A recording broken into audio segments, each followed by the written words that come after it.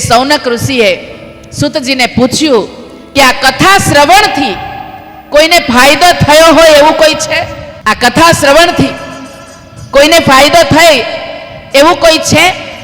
ત્યારે કે પઠન શ્રવણથી શિવત્વની પ્રાપ્તિ થશે. અને એમાં કહ્યું છે કે એ શૃણવંતી મુને સેવ્યમ પુરાણમ શાસ્ત્ર ઉત્તમમ યે મનુષ્યા નમંતવ્યમ રુદ્ર એવન સંશય. કેવું જોરદાર લખ્યું છે.